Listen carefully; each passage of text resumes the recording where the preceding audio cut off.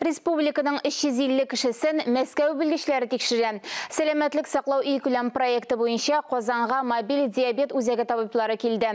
Текшіруіні 2 атна давамында олдан yazылып, шақыру бойынша узарға мүмкін.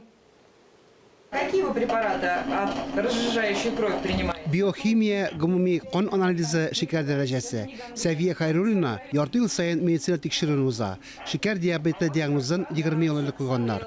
Инфаркттан соң шекер ешара күтәрелә башлаган.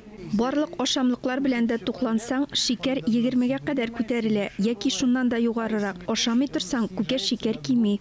Кардиолог, диабетолог, офтальмолог, башка профильле белгечләр. Диамобилдә уннан артык табиб. Бер көн эчендә алар 35 пациентны тикшерә ала. Я инсулин получаю постоянно седово. Вот. Я анализы сдаем, квартал один раз я всегда общий анализ крови сдаем, сколько у меня сахар. Для меня это удобно, что они приехали именно в нашу поликлинику. Татарстанда диабет белән 130 мең кеше авырый. Планда 350 авыруны карау. Шулай ук 20 еллык тикшерелгән пациентлар да чакырылган. Авыруның динамикасын ачыклыйлар. Обследование пациентов с сахарным диабетом, которые перенесли ковид.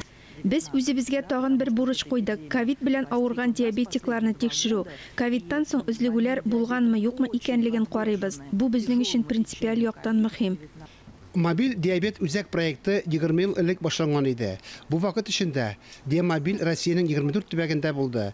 Табиблар 25 мең артык пациентны тикшерде. Шекер диабетын дәвалау һәм диагностика ясау өчен уникаль фәнни белешмәләр алдылар. Проекттың уңышлы тәҗрибәсе мобиль үзәкләр булдыруның нигезе. 7нче шәһәр хастаханәсендә яңа проектны гамәлгә ашыру турында килешүне имзаладылар. Создание федеральной программы по борьбе с сахарным диабетом. Шекер диабетына каршы көрәш буенча федераль программа әзерләнә. Бу бездәге программаларга охшаш. Без бу проектны Татарстанда да сынап карарга җыенабыз.